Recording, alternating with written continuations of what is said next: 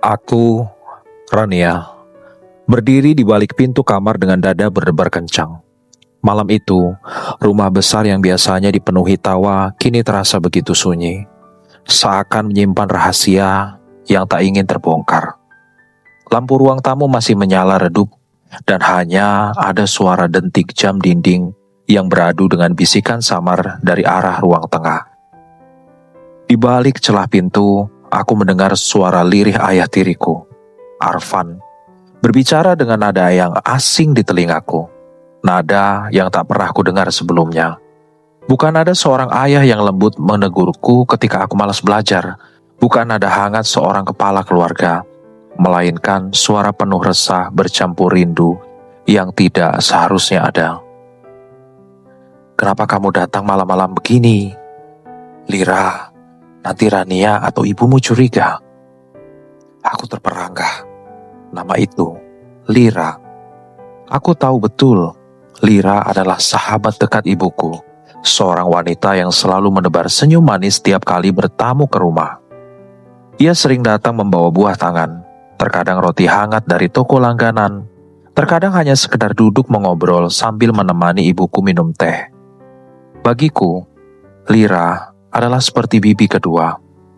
Ia orang yang sering mengusap rambutku sambil berkata, "Rania, sudah cantik sekali sekarang. Sebentar lagi pasti banyak yang suka." Ucapannya membuatku tersipu. Membuatku percaya kalau ia tulus menyayangiku layaknya keponakan sendiri. Tapi malam ini aku mendengar sesuatu yang meremukkan hati. Suara Lira terdengar lembut namun menusuk. "Arfan, aku tak tahan lagi menunggu. Kau tahu aku mencintaimu sejak dulu, bahkan sebelum kau menikahi Ibu Rania." Tanganku gemetar, tubuhku nyaris roboh. Jadi benar, ada sesuatu di balik tatapan teduh Lira kepada ayah tiriku selama ini. Tiba-tiba semua puzzle kecil yang pernah kulihat berbulan-bulan lalu tersusun rapi di kepalaku. Pandangan Lira yang terlalu lama berhenti pada wajah Arfan. Senyum samar yang hanya diberikan kepadanya. Serta caranya menundukkan malu setiap kali dipuji. Semua yang dulu kuanggap biasa kini terasa seperti bukti nyata. Aku ingin berteriak, ingin membuka pintu, ingin menyeret Lira keluar dari rumahku. Namun kakiku terasa terpaku di lantai. Suara hatiku gaduh, seperti ribuan drum dipukul bersamaan, membuat kepalaku sakit. Aku hanya bisa berdiri kaku mendengar setiap kata yang keluar dari mulut mereka. Arfan menghela nafas berat, suaranya parau. "Lira, kau tahu ini salah. Mela sudah terlalu baik padamu, pada kita. Aku tidak mungkin meninggalkannya." Jawaban itu seharusnya membuatku lega, tapi nada bimbang di balik suara Arfan justru membuat dadaku makin sesak. Ia tidak menolak cinta Lira dengan tegas. Ia tidak membentaknya, tidak mengusirnya. Ia hanya menunda, menahan, seperti seseorang yang juga terjebak di antara cinta dan tanggung jawab. Aku menutup mulutku erat agar tidak mengeluarkan suara tangis. Air mataku menetes diam-diam, membasahi bajuku. Dalam kepedihan itu tiba-tiba ingatanku kembali pada hari ketika ibuku Mela menikah dengan Arfan.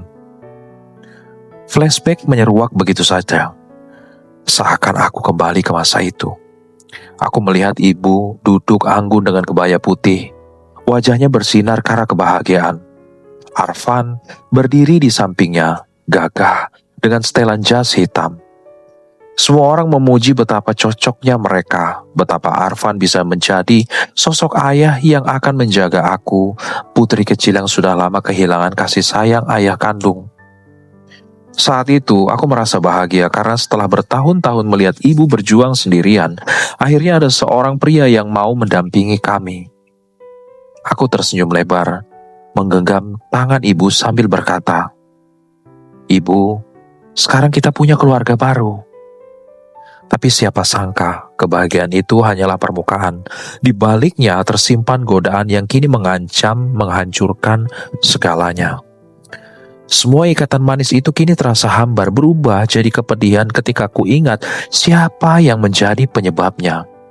Lira, orang yang seharusnya menjaga ibu, bukan menusuknya dari belakang. Aku kembali pada kenyataan malam itu. Tubuhku masih gemetar. Aku mendengar langkah Lira mendekat, lalu suara bisikannya semakin jelas. Arfan, aku tidak peduli lagi. Aku ingin kau jujur pada Mela. Aku ingin kau memilihku. Sejurus kemudian ku dengar kursi bergeser.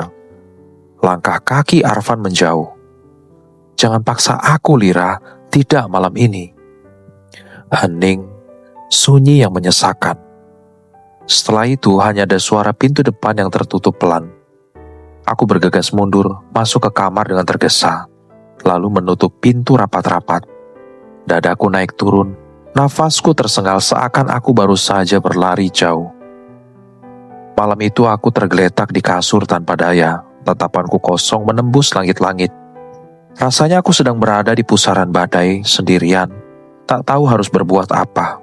Aku ingin segera menceritakan semuanya pada ibu, tapi bagaimana caranya? Bagaimana aku bisa berkata, Bu, sahabatmu ingin merebut suamimu? Apa ibu akan percaya? Atau justru menganggapku berlebihan? Air mataku jatuh semakin deras. Dalam kegelapan kamar aku bersumpah dalam hati, rahasia ini harus aku simpan, tapi juga harus aku ungkapkan pada waktu yang tepat. Aku hanya belum tahu kapan waktunya. Namun sebelum mataku terpejam karena kelelahan, aku mendengar suara ketukan pelan di jendela kamar. Suara itu membuat bulu kuduku meremang. Dengan hati-hati aku mendekat, membuka tirai sedikit, dan di sana kulihat sosok Lira berdiri di halaman. Menatap ke arah kamarku dengan senyum samar yang membuatku bergidik ngeri. Aku buru-buru menutup tirai, tubuhku membeku. Senyum itu bukan senyum seorang sahabat, melainkan senyum kemenangan. Seakan ia tahu aku telah mendengar semuanya. Dan di detik itu juga, aku sadar, mulai malam ini, hidupku tidak akan pernah sama lagi. Hari-hari setelah kejadian malam itu, aku berusaha bersikap biasa di depan ibu. Setiap pagi aku tersenyum saat beliau menyiapkan sarapan, tetap mencium tangannya sebelum berangkat sekolah. Tetap bercerita sekilas tentang pelajaran. Seakan semuanya normal, namun di balik itu semua, dadaku selalu diliputi gelisah yang tak bisa kuusir. Aku merasa seperti sedang menyembunyikan bom waktu yang bisa meledak kapan saja. Setiap kali aku melihat wajah Arfan, ayah tiriku, aku merasakan luka yang semakin dalam. Dan setiap kali Lira datang berkunjung, jantungku serasa ditusuk berulang kali. Senyum manisnya yang dulu kukagumi kini terasa seperti pisau berkilat yang menusuk dari balik punggung. Aku mulai memperhatikan setiap detail kecil, setiap gerakan, setiap tatapan. Dila selalu datang dengan alasan sepele. Kadang bilang ingin mengantarkan makanan, kadang bilang ingin menemani ibu berbincang. Dan Arfan, entah bagaimana, selalu saja punya alasan untuk berada di rumah pada saat yang sama. Mereka berdua seperti sengaja menyusun waktu agar bisa bertemu, meski hanya sekilas. Ibu sama sekali tidak curiga, justru sering memuji Lira di depanku. Lira itu memang sahabat sejati, Rania. Selalu ada di saat ibu butuh teman. Ibu bersyukur punya dia. Setiap kali ibu berkata begitu, hatiku terasa diremas-remas.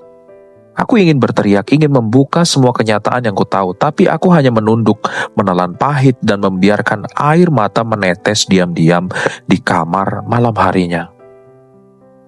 Suatu sore, aku pulang lebih cepat dari sekolah karena jam pelajaran dipangkas. Aku berjalan pelan masuk ke rumah, berusaha tidak menimbulkan suara. Dari ruang tamu terdengar tawa renyah, suara ibu dan Lira. Mereka tampak akrab, duduk berdekatan sambil menikmati teh hangat. Sekilas pemandangan itu terlihat wajar, tapi mataku langsung tertuju pada sebuah detail kecil yang membuat nafasku tercekat.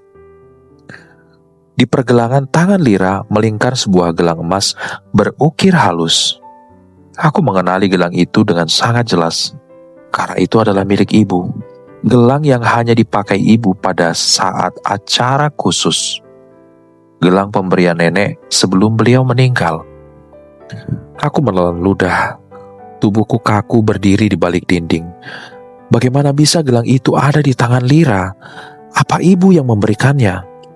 Tapi kenapa aku tidak pernah mendengar ibu berniat menyerahkannya? Atau apakah Arfan yang diam-diam menghadiahkannya? Pikiran itu membuat jantungku berdentum keras. Gelang itu bukan sekedar perhiasan. Gelang itu simbol cinta keluarga. Simbol yang seharusnya dijaga. Melihatnya melingkar di tangan Lira sama saja melihat kehormatan keluarga kami sedang digadaikan. Aku mencoba menenangkan diri, masuk ke kamar tanpa diketahui siapapun. Malamnya, aku tidak bisa tidur. Aku hanya memandangi kertas kosong di buku harianku. Setelah lama terdiam, akhirnya aku menuliskan semua kejadian. Aku menulis dengan detail bagaimana aku mendengar percakapan Arfan dan Lira malam itu. Bagaimana aku melihat gelang emas di tangan Lira. Bagaimana aku merasa semua orang dewasa di sekitarku sedang memerangkapku dalam kebohongan. Aku menulis dengan tangan bergetar hingga air mata menetes membasahi lembaran itu. Kalau suatu hari aku tidak kuat lagi, tulisku dengan tinta yang hampir luntur, setidaknya buku ini akan bicara untukku. Biarlah ia menjadi saksi bisu yang tahu semuanya. Aku menyimpan buku harian itu di laci meja belajarku. Biasanya aku selalu menguncinya rapat. Tapi malam itu aku terlalu lelah. Aku lupa memutar kunci, hanya menutupnya begitu saja. Dalam kepalaku, aku yakin tidak akan ada yang tahu. Tidak akan ada yang berani membuka barang pribadiku. Dengan keyakinan itu, akhirnya aku tertidur sambil memeluk bantal, berharap besok akan lebih baik. Tapi keesokan harinya sesuatu yang jauh lebih menakutkan terjadi. Saat aku membuka laci untuk menulis kembali, aku mendapati lembaran-lembaran bukuku sudah dirobek. Kertas-kertas itu berserakan. Sebagian sobekannya tergeletak di lantai, seakan ada tangan yang sengaja merobek dengan penuh amarah. Aku panik. Tanganku gemetar saat memungut lembaran yang tersisa. Di antara sobekan itu, hanya ada satu halaman yang masih utuh. Di halaman itu dengan tinta merah yang tidak pernah kumiliki, tertulis kalimat pendek tapi membuat darahku membeku. Berhentilah ikut campur, Rania. Kalau tidak, ibumu yang akan menanggung akibatnya. Aku membacanya berkali-kali, berharap aku salah melihat, tapi huruf-huruf itu nyata, merah menyala, seperti darah yang ditorehkan di atas kertas putih. Nafasku tersengal. Aku memeluk buku itu dengan tubuh gemetar. Siapa yang menulisnya? Lira atau Arfan? Bagaimana mereka bisa tahu aku menuliskan semua kejadian itu? Apa mereka sengaja mengintip atau selama ini mereka memperhatikan setiap gerak-gerikku? Aku merasa seperti sedang diawasi, seperti ada mata-mata yang terus mengikutiku, bahkan di kamar pribadiku sekalipun. Kamar yang seharusnya jadi tempat teraman bagiku, kini terasa seperti penjara yang dipenuhi mata tak kasat mata. Hari itu aku berangkat ke sekolah dengan wajah pucat. Teman-temanku menanyakan apakah aku sakit. Tapi aku hanya tersenyum hambar menutupi semua yang kualami. Bagaimana mungkin aku bisa bercerita? Siapa yang akan percaya kalau sahabat ibu sekaligus ayah tiriku ternyata menyimpan rahasia kelam? Sepulang sekolah, aku mendapati ibu sedang tertawa bersama Lira di ruang tamu. Mereka begitu akrab seakan tidak ada apa-apa, tapi saat aku masuk, Lira menoleh padaku, menatapku lama dengan senyum samar. Senyum itu membuat bulu kuduku berdiri, senyum yang berbeda dari biasanya, senyum yang menyimpan arti tersembunyi seakan ingin berkata, aku tahu kau melihatku, aku tahu apa yang kau tulis. Aku segera berlari ke kamar, menutup pintu rapat, lalu menangis sejadi-jadinya. Aku merasa terjebak sendirian, tak punya tempat untuk bersandar. Sementara ibu, orang yang paling ingin kulindungi, masih saja menganggap Lira sebagai sahabat terbaiknya. Malamnya aku mencoba berdoa memohon kekuatan, tapi entah kenapa bayangan tulisan merah itu terus menghantui mataku. Setiap kali aku memejamkan mata, kalimat itu muncul lagi berulang-ulang, seakan ditulis langsung di dalam kepalaku. Berhentilah ikut campur, Rania. Kalau tidak, ibumu yang akan menanggung akibatnya. Dan di ujung malam, aku mendengar suara ketukan pelan di pintu kamar. Pelan, berulang, seakan menguji kesabaranku. Aku berlari mendekat dengan tubuh gemetar, membuka sedikit pintu, dan di lorong gelap aku melihat bayangan seseorang. Rambut panjang tergerai, wajah samar karena remang lampu. Sosok itu hanya berdiri diam, tidak bergerak, lalu perlahan berbalik pergi. Aku tak salah mengenali siluet itu. Itu Lira. Dadaku sesak. Aku menutup pintu keras-keras lalu terduduk lemas di lantai. Malam itu aku sadar, rahasia ini bukan sekedar tentang cinta terlarang. Aku sedang berhadapan dengan ancaman nyata. Dan aku tahu, mulai detik itu, apapun bisa terjadi. Aku tidak pernah menyangka hidupku bisa berubah secepat ini. Hanya dalam hitungan minggu, rumah yang dulu penuh tawa kini terasa seperti penjara penuh rahasia.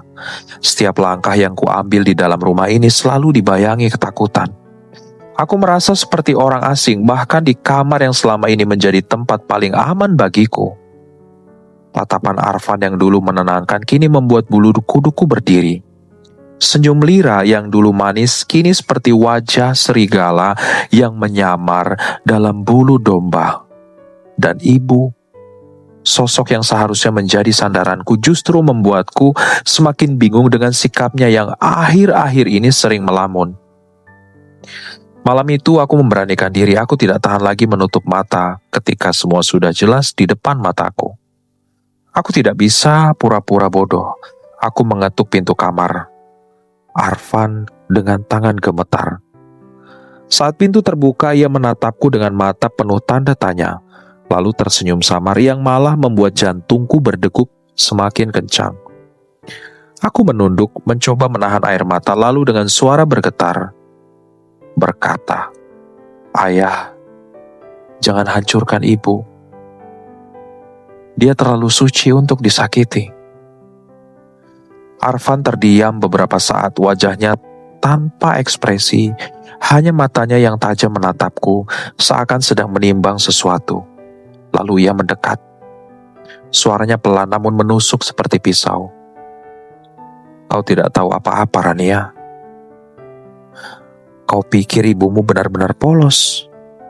Dia menyimpan rahasia yang lebih besar dari yang kau bayangkan." Aku tercekat. Kata-kata itu bergema di kepalaku, memecahkan pertahananku. Apa maksudnya? Apa mungkin ibu menyembunyikan sesuatu? Tubuhku mendadak lemas, rasanya kakiku tidak lagi mampu menopang berat tubuh. Aku mundur perlahan, menatap Arfan dengan mata berkaca-kaca, lalu kabur menuju kamarku. Malam itu, aku tidak bisa tidur. Aku terus memikirkan kalimat Arfan. Apakah itu hanya cara untuk mengalihkan kesalahannya? Atau benar ada sisi gelap lain yang selama ini tidak pernah aku ketahui? Beberapa hari kemudian, semua pertanyaanku menemukan jawaban yang lebih menyakitkan daripada dugaan terliarku. Aku pulang sekolah lebih cepat dari biasanya. Perjalanan pulang terasa berat karena pikiran tentang Arfan terus menghantuiku. Aku memutuskan berjalan kaki melewati jalur berbeda, melewati sebuah kafe kecil di sudut kota yang biasanya sepi. Dari luar kaca jendela kafe itu, aku melihat sosok yang begitu familiar. Mataku terbelalak, jantungku nyaris berhenti. Itu ibu, Meila, duduk berdua dengan seorang pria asing. Mereka tampak terlalu dekat, terlalu akrab. Senyum ibu mengembang, matanya berbinar, senyum yang sudah lama tidak kulihat ketika bersama Arfan. Tanganku mengepal, darahku mendidih, semua perasaan bercampur, marah, kecewa, bingung, dan sakit hati. Aku ingin masuk dan menanyakan langsung, tapi tubuhku menolak bergerak. Aku hanya bisa berdiri kaku, memperhatikan bagaimana ibu menunduk manja ketika pria itu menggenggam tangannya. Adegan itu membunuhku pelan-pelan. Jadi, bukan hanya Arfan yang menyimpan kebohongan, tapi ibu juga. Kepalaku penuh dengan pertanyaan, siapa pria itu? Sejak kapan ibu menjalin hubungan dengannya? Apakah Arfan tahu? Apakah selama ini Arfan memendam amarah karena rahasia ini? Aku berjalan menjauh dengan langkah goyah, air mataku jatuh tanpa bisa kucegah. Rasanya seperti tanah di bawah kakiku runtuh, meninggalkan aku terperosok dalam jurang yang gelap. Rumahku bukan lagi rumah, bukan lagi keluarga. Semua hanya sandiwara yang penuh kebohongan. Malam itu aku mengurung diri di kamar. Aku menulis semua yang kulihat di buku harianku. Tanganku gemetar saat menuliskan kalimat terakhir. Aku tidak percaya lagi pada siapapun. Tidak pada Arfan, tidak pada ibu. Mereka semua pendusta. Aku menangis sampai mataku bengkak, berharap rasa sakit ini bisa hilang, tapi justru semakin dalam. Hari-hari berikutnya menjadi semakin mencekam. Ibu tetap bersikap biasa, seakan tidak ada yang terjadi. Tapi aku mulai menyadari ada sesuatu yang berubah darinya. Tatapannya sering kosong, senyumnya sering dipaksakan. Aku yakin ia menyembunyikan sesuatu yang lebih besar dari sekedar pertemuan di kafe. Aku mencoba bersikap biasa, tapi hati ini hancur setiap kali melihatnya. Aku ingin bertanya, ingin menuntut kejujuran, tapi bibirku terkunci oleh rasa takut. Bagaimana jika kebenaran yang ia sembunyikan lebih menyakitkan dari yang kubayangkan? Namun, kejutan itu datang lebih cepat dari yang kuduga. Malam berikutnya aku mendengar suara lirih di ruang tamu. Aku mengintip dari tangga, berharap itu hanya angin malam atau televisi yang lupa dimatikan. Tapi ternyata tidak. Aku melihat ibu berdiri di depan jendela, berbicara melalui telepon dengan suara bergetar. Kita tidak bisa terus begini. Kalau Arfan tahu, semua akan hancur. Aku tidak sanggup. Aku menutup mulutku agar tidak berteriak. Jadi benar, ada sesuatu yang lebih besar, lebih kelam dari sekadar perselingkuhan. Ibu menyebut nama Arfan dengan ketakutan, seolah ada ancaman yang mengikatnya. Aku kembali ke kamar dengan tubuh lemas. Rahasia ini semakin dalam, semakin menyesakan, dan di tengah keputusasaanku, aku mulai menyadari sesuatu. Aku tidak hanya menjadi saksi, aku terjebak di tengah pusaran kebohongan yang sewaktu-waktu bisa meledak dan menghancurkan semua orang yang kusayangi. Aku hanya tidak tahu siapa yang akan menjadi korban pertama. Dan tepat ketika aku berpikir semuanya sudah cukup rumit, sebuah amplop misterius muncul di meja belajarku keesokan paginya. Tidak ada nama pengirim, hanya secari kertas di dalam bertuliskan, "Kalau kau benar-benar ingin tahu siapa ibumu, datanglah ke rumah tua di ujung jalan itu. Malam ini, sendirian." Tanganku langsung gemetar. Siapa yang mengirim surat ini? Apa benar ada kebenaran yang lebih kelam? Ataukah ini jebakan dari Arfan atau Lira? Aku menatap amplop itu lama. Hatiku diliputi ketakutan sekaligus rasa penasaran. Aku tahu, jika aku datang, mungkin hidupku tidak akan pernah sama lagi. Aku merasa bagai boneka yang diombang-ambingkan oleh kebohongan orang-orang dewasa. Hidupku serasa bukan milikku lagi. Setiap hari hanya ada luka. Setiap malam hanya ada tangis. Ingin rasanya aku kabur jauh, meninggalkan semua yang ada di rumah ini. Tapi aku tidak punya keberanian. Bagaimanapun, ibu tetap darah dagingku, dan aku tidak sanggup membiarkannya sendirian. Namun ternyata takdir tidak memberiku kesempatan untuk berlari. Malam itu, Semua meledak.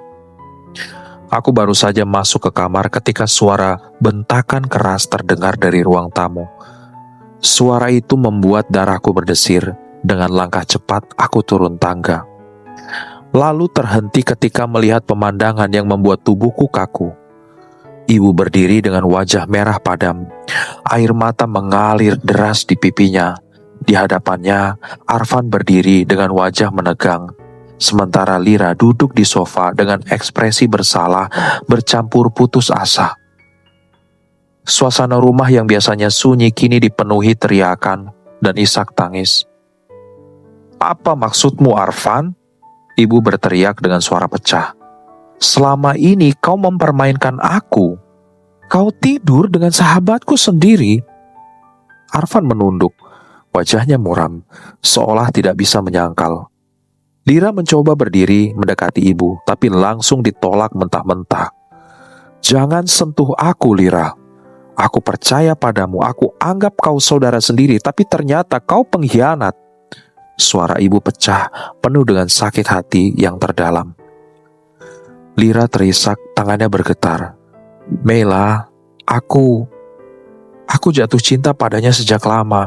Bahkan sebelum kau menikah dengannya, aku tidak bisa menahan perasaanku." Ucapan itu seperti bom yang meledak di ruang tamu. Aku merasakan tubuhku panas, darahku mendidih. Aku ingin menjerit, ingin berlari, tapi kakiku terpaku. Semua kebohongan yang selama ini kutahan kini meledak di hadapanku.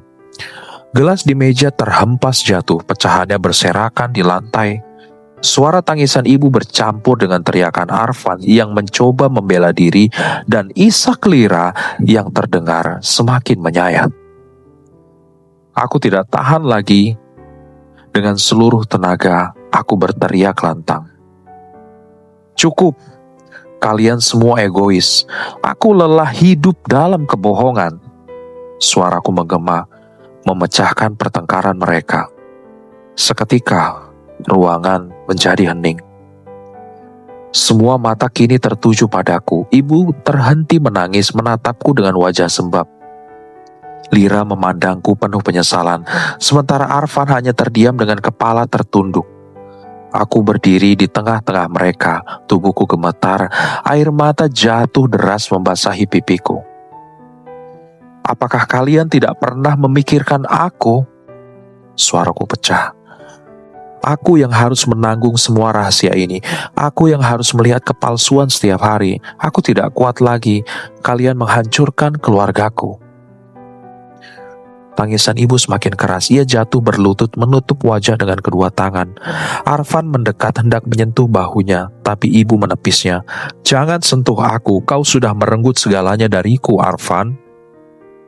Namun yang membuatku terpaku bukanlah tangisan ibu, melainkan tatapannya setelah itu.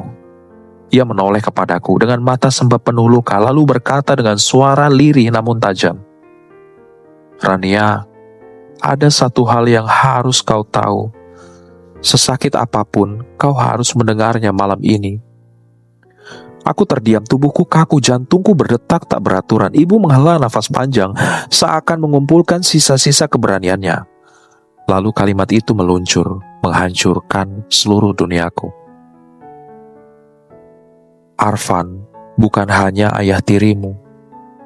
Dia ayah kandungmu." Darahku berhenti mengalir. Dunia di sekitarku runtuh. Aku menatap ibu dengan mata membelalak, tidak percaya pada apa yang baru saja kudengar. Apa? Apa maksud ibu?" Suaraku nyaris tak terdengar. Air mata ibu semakin keras dan semakin deras. "Aku menyembunyikan ini darimu sejak lama. Aku takut kau membenciku. Arfan adalah ayah kandungmu, Rania. Aku menikahinya lagi karena aku ingin kau tumbuh dengan sosok ayah di sisimu. Tanpa tahu kenyataan pahit yang dulu memisahkan kami." Aku mundur selangkah, lalu 2 langkah. Lututku lemas, hampir tidak bisa menahan tubuhku. Semua yang ku ketahui tentang diriku sendiri seketika hancur. Jadi Arfan bukan hanya pengkhianat yang menghancurkan keluargaku. Dia juga darah dagingku sendiri. Aku merasa muak, marah, jijik, sekaligus hancur. Bagaimana bisa aku hidup bersama orang yang selama ini kusebut ayah tiri, sementara kenyataannya ia adalah ayah kandungku yang menyimpan begitu banyak kebohongan. Bagaimana aku bisa memaafkan ibu dengan tenang yang menutup rapat kebenaran hingga aku tumbuh dewasa? Air mataku jatuh deras, aku berteriak sekeras-kerasnya. Kenapa baru sekarang kalian bilang, ha? Kenapa kalian biarkan aku hidup dalam kebohongan selama ini? Aku benci kalian semua. Suaraku memecah malam, membuat seluruh rumah bergetar oleh kemarahan dan kepedihan. Arfan maju selangkah mencoba menjelaskan. Rania, dengarkan ayah. Jangan panggil aku begitu. Aku memotongnya dengan suara serak. Kau tidak pantas jadi ayahku. Keheningan kembali menyelimuti ruang tamu. Ibu terisak tak henti. Lira membeku dalam rasa bersalah dan Arfan menunduk dalam diam. Malam itu, aku tahu semuanya sudah berakhir. Tidak ada lagi cinta dalam keluarga ini, hanya sisa-sisa kebohongan yang tidak akan pernah bisa diperbaiki. Dan di tengah kehancuran itu, aku sadar satu hal. Cintaku pada keluarga ini telah retak, tak akan pernah utuh lagi. Aku berdiri di ambang pintu rumah, memandang mereka untuk terakhir kalinya malam itu. Lalu, berkata lirih dengan suara bergetar, mulai sekarang, aku akan mencari jalanku sendiri. Aku melangkah pergi, meninggalkan mereka yang masih terjebak dalam kebohongan dan penyesalan. Air mataku menetes tanpa henti, tapi aku tahu malam itu adalah awal dari kehidupan baru yang penuh luka. Dan entah bagaimana, aku yakin rahasia ini belum sepenuhnya terungkap. Masih ada sisi gelap lain yang menunggu untuk menghantamku di masa depan.